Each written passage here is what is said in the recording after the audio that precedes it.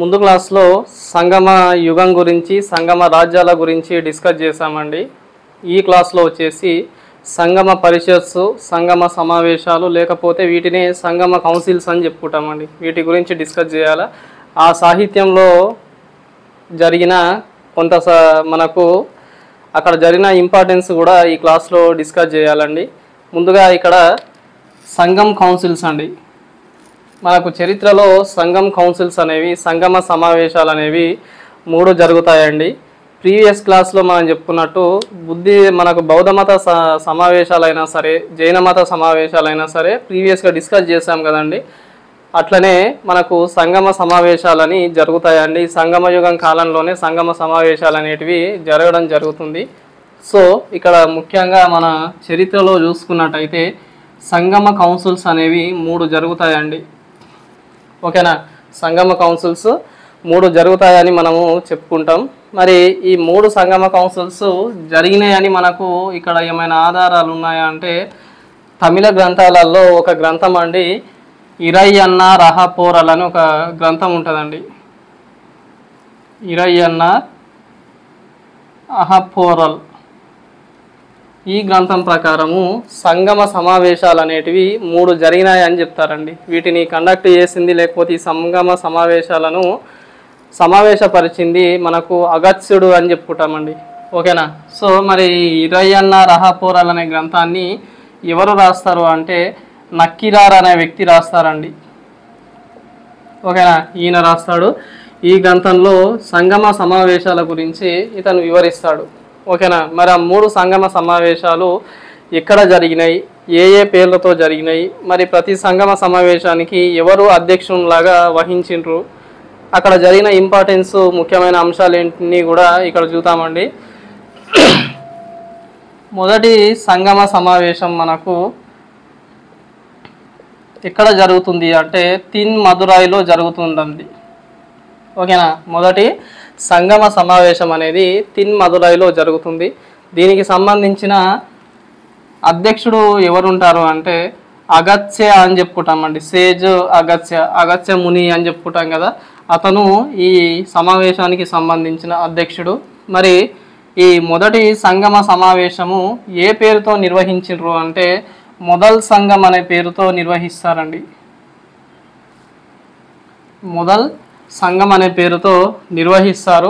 మరి ఇక్కడ చూసుకున్నట్టయితే మనకు ఈ సమావేశానికి సంబంధించిన ముఖ్యమైన అంశాలు ఏంటివి అంటే, ఇక్కడ చూసుకున్నట్టయితే ఈ మొదటి సంగమ సమావేశం ఏదైతుందో ఆ మొదటి సంగమ సమావేశానికి దేవుళ్ళు దేవతలు హాజరైనారని చెప్పుకుంటారండి. గాడ్ అండ్ గాడెస్ అని చెప్పుకుంటాం. ఓకేనా. ఈ మొదటి సంగమ సమావేశానికి ఎవరు హాజరయ్యిండ్రు అంటే మీకు ఇక్కడ ఏమని చెప్పాలి అంటే ఈ దేవుళ్ళు దేవతలు హాజరయ్యిండ్రు అని చెప్పాలండి. ఓకేనా. తర్వాత ఇక్కడ 2వ సంగమ సమావేశం జరుగుతుందండి. ఓకేనా. ఆ 2వ సంగమ సమావేశం అనేది ఎక్కడ జరుగుతుంది అంటే కపటపురం అనే ప్రాంతంలో జరుగుతుంది. మరి ఈ కపటపురంలో జరిగిన సంగమ సమావేశానికి ఎవరు అధ్యక్షునిలాగా ఉండటం జరుగుతుంది అంటే తొల్కపియర్ అనే వ్యక్తి ఉంటాడండి. ఓకేనా. ఈ తొల్కపియర్ అనే వ్యక్తి అధ్యక్షునిలాగా ఉండడం జరుగుతుంది. ఈ 2వ సంగమ సమావేశం ఏదైతుందో ఆ 2వ సంగమ సమావేశాన్ని ఏ పేరుతో నిర్వహిస్తారు అంటే ఇక్కడ చూసుకున్నట్టయితే ఇదై సంఘం అని ఉంటుందండి. ఇదై సంఘం అనే పేరుతో నిర్వహిస్తారు. ఓకేనా. మరి 2వ సంగమ సమావేశానికి సంబంధించిన ఇంపార్టెన్స్ ఏముంటుంది అంటే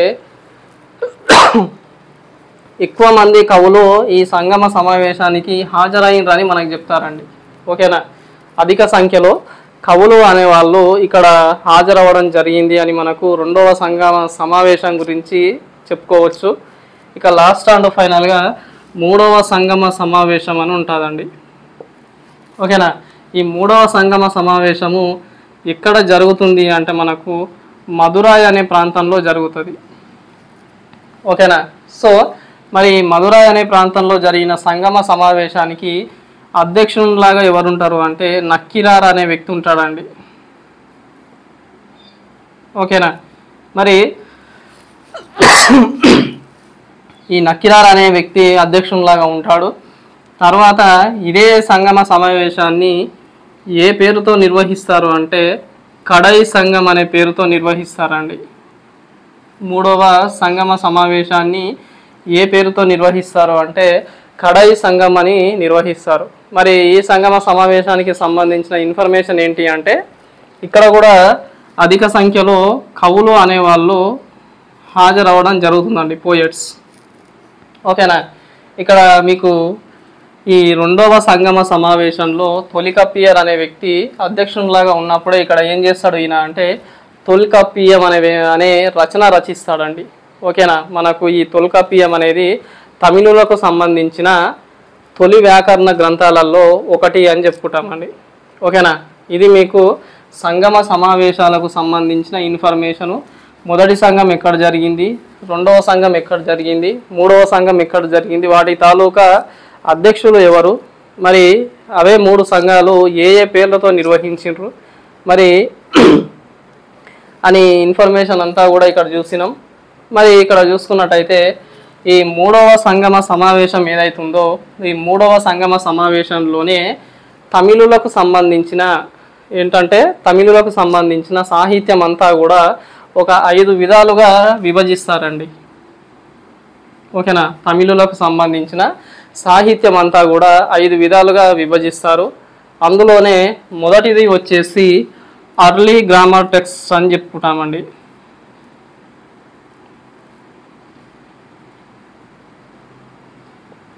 ఓకేనా. ఈ 5లో మొదటిది వచ్చేసి అర్లీ గ్రామర్ టెక్స్ట్ అని చెప్పుకుంటాం. తర్వాత ఎట్టు తోగై అని చెప్పుకుంటామండి. ఇంకా మూడోది వచ్చేసి పట్టు అని చెప్పుకుంటామండి. ఓకేనా. ఇక నాలుగోది వచ్చేసి 14 కల్కినక్కు అని చెప్పుకుంటామండి. ఇక 5వది లాస్ట్ అండ్ ఫైనల్గా చెప్పుకున్నట్టయితే తమిళ్ ఎపిక్స్ అని చెప్పుకుంటామండి.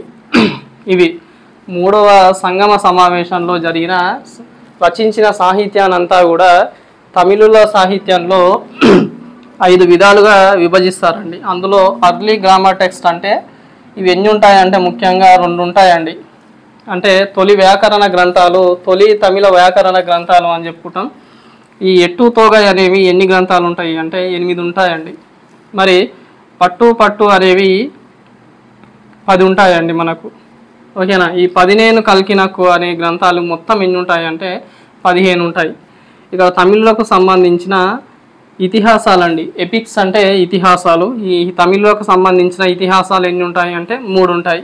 వీటి గురించి మనం డిస్కస్ చేస్తే తమిళులకు సంబంధించిన సంగం లిటరేచర్ అనే కాన్సెప్ట్ కూడా అయిపోవడం జరుగుతుంది. ఓకేనా. సో నెక్స్ట్ మనం ఇక్కడ ఈ అర్లీ గ్రామర్ టెక్స్ట్లో డిస్కస్ చేద్దామండి. ఇక్కడ అర్లీ గ్రామర్ టెక్స్ట్ అనేవి 2 అని చెప్పిన తమిళులకు సంబంధించిన తొలి వ్యాకరణ గ్రంథాలు అని చెప్పుకుంటామండి వీటినే. ఇందులో మొదటి వ్యాకరణ గ్రంథం ఏంటి అంటే అగతీయం అని చెప్పుకుంటామండి.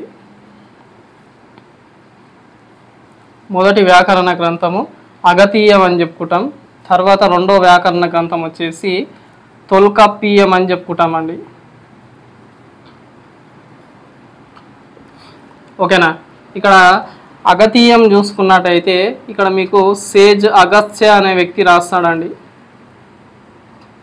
సేజ్ అగస్త్య ముని ఎవరైతే ఉన్నారో అతను ఈ అగతీయం అనే గ్రంథాన్ని రాస్తాడు. తమిళలకు సంబంధించిన మొట్టమొదటి వ్యాకరణ గ్రంథం అండి. ఇది మీకు మొదటి సంగమ సమావేశంలో రచించడం జరుగుతుంది.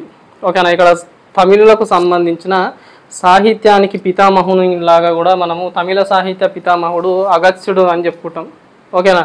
తర్వాత ఈ తొల్కప్పియం అనేది ఎవరు రచిస్తారు అంటే తొల్కప్పియర్ అనే వ్యక్తి రచిస్తాడండి. ఓకేనా. ఈ తొల్కప్పియరే మనకు 2వ సంగమ సమావేశానికి అధ్యక్షునిలాగా ఉండడం జరుగుతుంది. ఓకేనా. ఇది కూడా మనకు 2వ సంగమ సమావేశంలో రచిస్తారు. ఇది కూడా మనకు తమిళకు సంబంధించిన తొలి వ్యాకరణ గ్రంథాలలో ఈ 2 గ్రంథాలను చెప్పుకోవడం జరుగుతుంది. తర్వాత ఇక్కడ చూసుకున్నట్టయితే ఈ ఎట్టు తోగై అంటే మనకు 8 సంకలనాలండి. 8 చిన్న 8 సంకలనాలను ఎట్టు తోగై అని చెప్పుకుంటామండి తమిళుల సాహిత్యంలో. మనకు ఈ తమిళ్కు సంబంధించిన లిటరేచర్లో 8 సంకలనాలను ఏమని చెప్పుకుంటాము అంటే ఎట్టు తోగై అని చెప్పుకుంటాం. సంకలనాలు అంటే ఆంథాలజీస్ అని చెప్పుకుంటామండి. ఓకేనా, 8 ఆంథాలజీస్. ఈ 8 సంకలనాలను ఎట్టు తోగై అని చెప్పుకుంటామండి తమిళుల సాహిత్యంలో.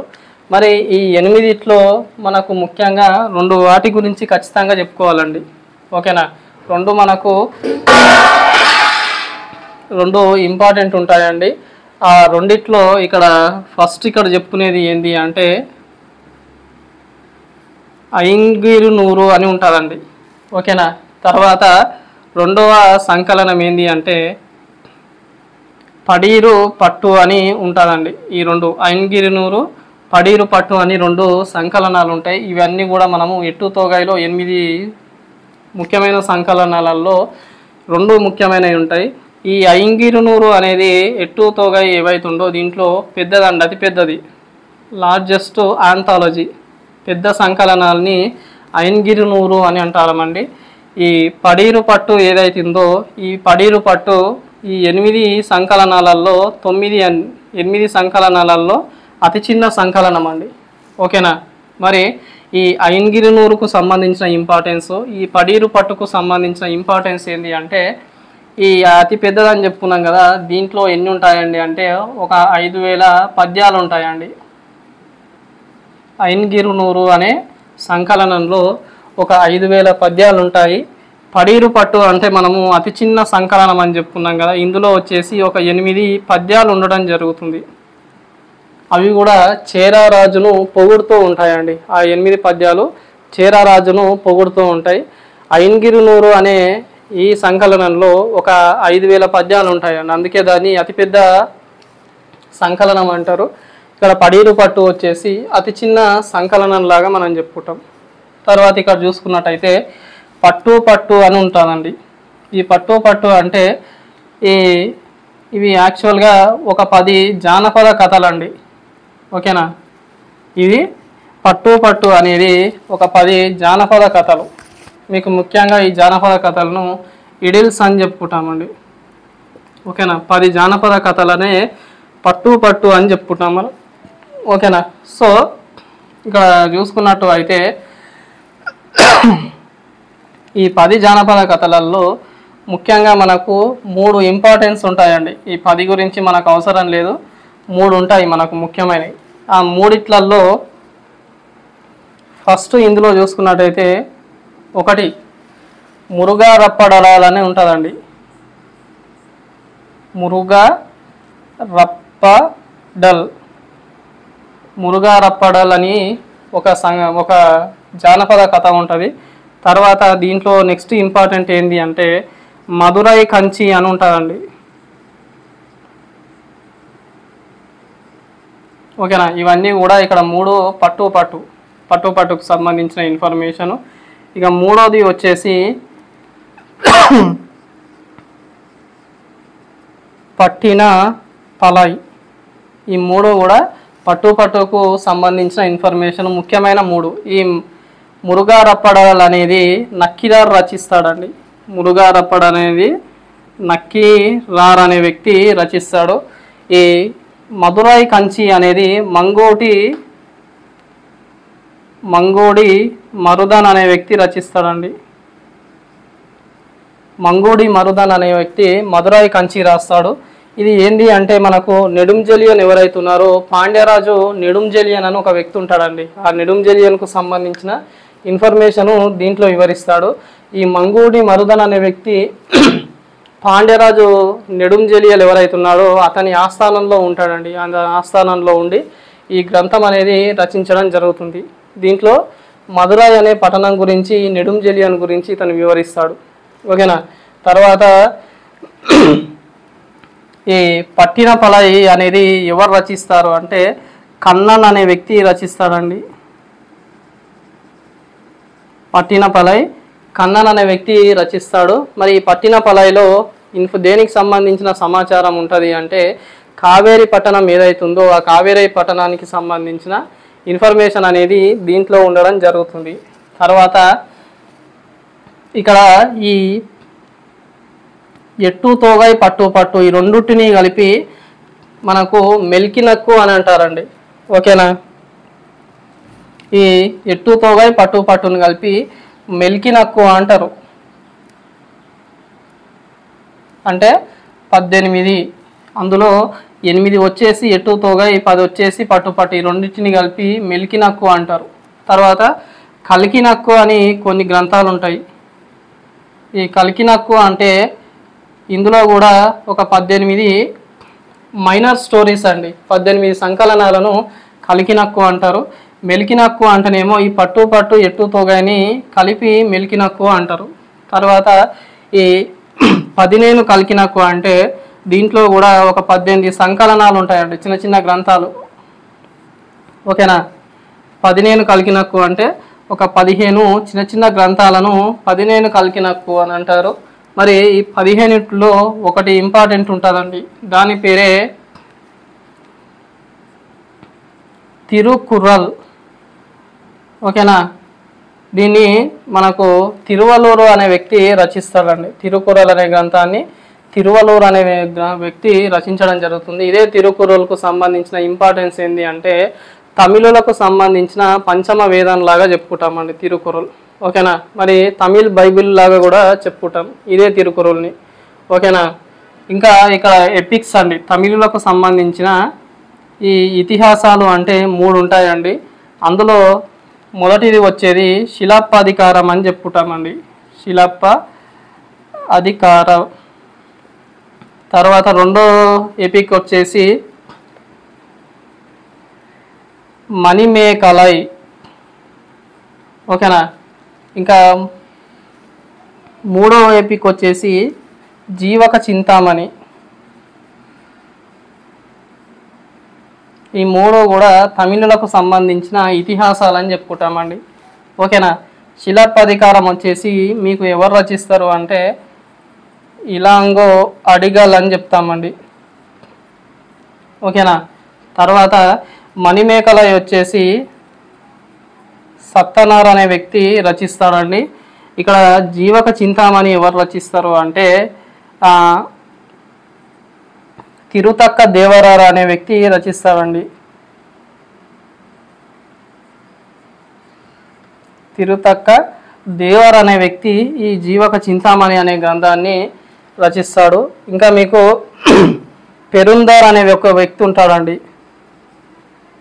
ఈ పెరుందర్ అనే వ్యక్తి ఏం చేస్తాడంటే తమిళులకు సంబంధించిన మహాభారతాన్ని రచిస్తాడు. ఇది మీకు తమిళులకు సంబంధించిన సంగం లిటరేచర్ గురించి అండి. ఓకేనా? నెక్స్ట్ క్లాస్లో వచ్చేసి ఇదే సంగమేజ్కు సంబంధించిన అడ్మినిస్ట్రేషన్ ఒకటి, సొసైటీ ఒకటి, రెవెన్యూ అడ్మినిస్ట్రేషను, రిలీజియను అంటే పరిపాలన గురించి, ఆర్థిక పరిపాలన, సంగమ యుగానికి సంబంధించిన సమాజం గురించి, వాటితో పాటు సంగమ యుగంలో ఉన్న మనకు మతం గురించి డిస్కస్ చేస్తే ఈ ఏజ్ ఆఫ్ సంగం అనేది కంప్లీట్ అయిపోతుందండి. Thank you.